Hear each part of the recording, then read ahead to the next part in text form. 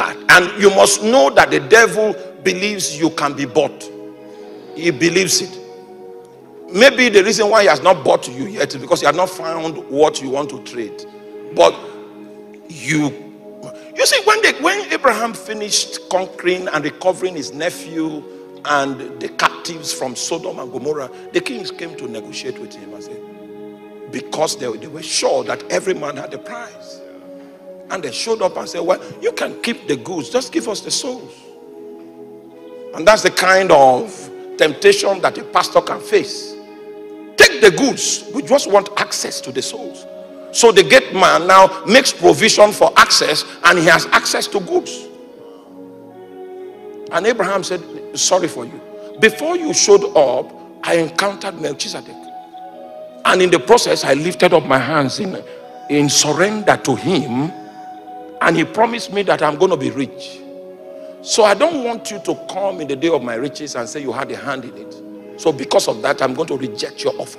That's how a man that is on the heel of the Lord functions. Because he knows that a day will come where he will need to contend at the gates.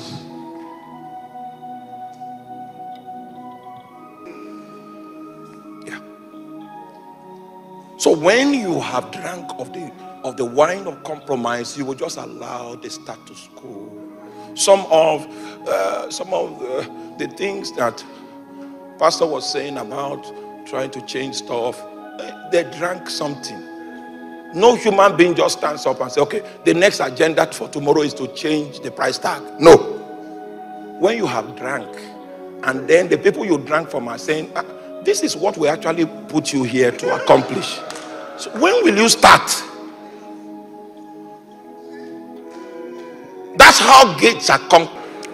If you are going to change the narrative, it takes warfare. And that's what we want to teach tonight. Okay, that's what we want to teach tonight.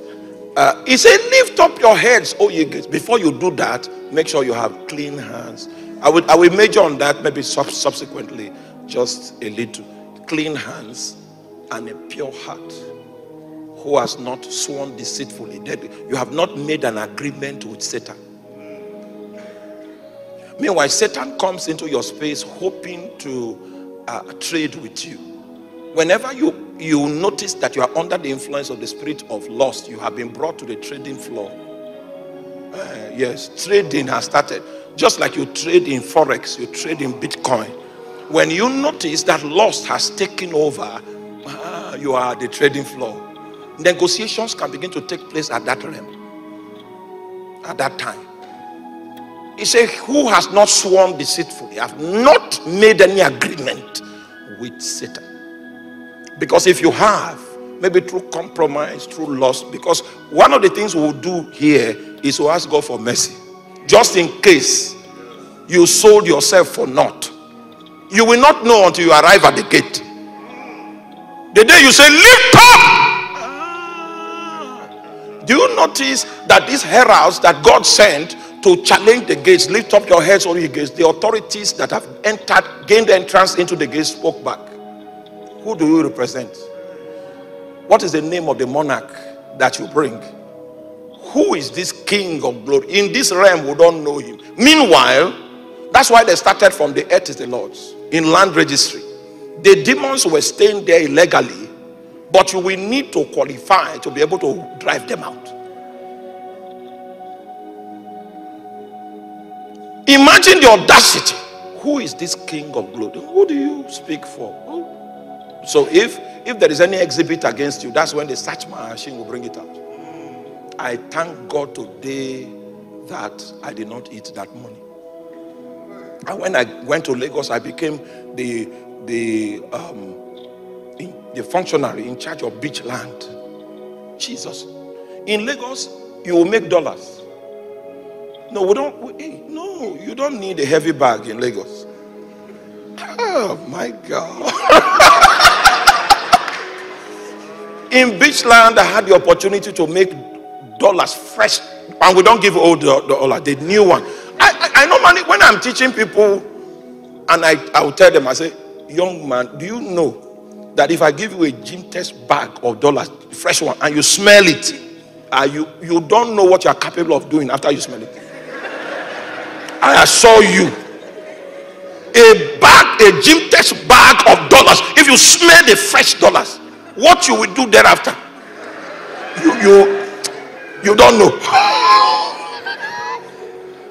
So these intelligent demons want you compromised so that you will not have what it takes to challenge them. Now, so those gates are entry points to authorities. They're entry points to authorities. It means that the authorities of hell want to master the church. They want to be in control of the church. And the church happens to be the only organism that God will possess if he wants to accomplish anything upon the face of the earth. And Satan is saying, you only have the church, and I'm hoping to master the church so that the church will be under my influence, and you will have no foothold in the territory.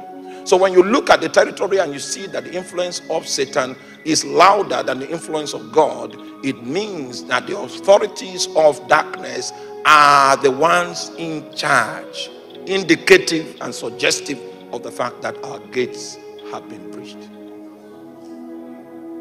So those guys that will have the authority to contend in order to restore the government of God in the terrain are those guys that have decided to ascend onto the hill of God. It was said, this is a popular saying among my tribe, because my tribesmen are necromancers. They believe that family members, though living and dead, can interact and should interact. So you will find things like two families that have a land dispute. Are you with me? All right, so two families have a land dispute. Maybe your grandfather sold a land to his grandfather, and now he's denying or something like that. So what they will do is they will just do the ritual and invite the spirit. This level of necromancy doesn't use a medium. You know, normally they have priestesses that the spirit will possess, and then they'll begin to talk using the voices of the people that had the transaction. That is not what I'm talking about. This type that they need a medium is the people that are learning this trade that do this type. It's the people learning this trade that do this type. The masters of this trade don't need a medium. When they finish doing the rituals and the spirits come, if you are in the room, you will hear the voices of the people speaking without a medium. So the supposed grandfather of this party and the supposed grandfather of that party, if you knew their voices while they were alive, it's the same voices you are going to hear. That's how they solved family disputes. Yeah. That's how they solved land issues. So if you say, okay, the person has died, they say, no problem. What's his name? What's his name? When did he die? Oh, he died. Okay. You will hear the person's voice. Say, he lied on me. He lied on...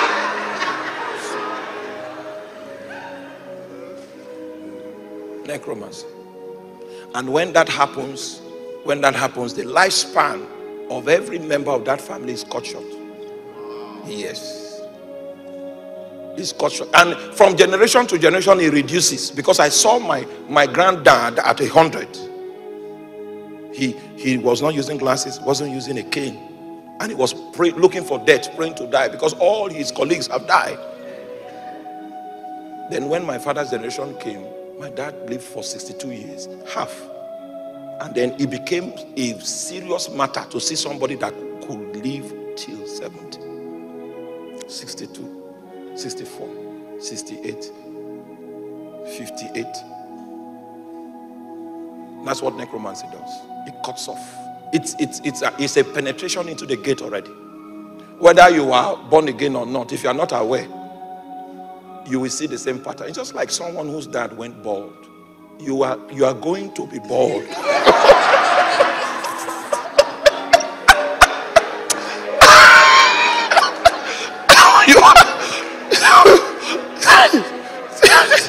It's just a matter of time. Years later, the government was investigating my office. And they began to arrest me. And began to arrest me. I was there for 7 years. So I had many documents that my signature was on. They did the forensic audit. I was one of the first people to be cleared. He has clean hands. Now, how would it look like if you saw me on Channels Television and you know that thing that FBI, when a criminal is caught, they'll measure your height and then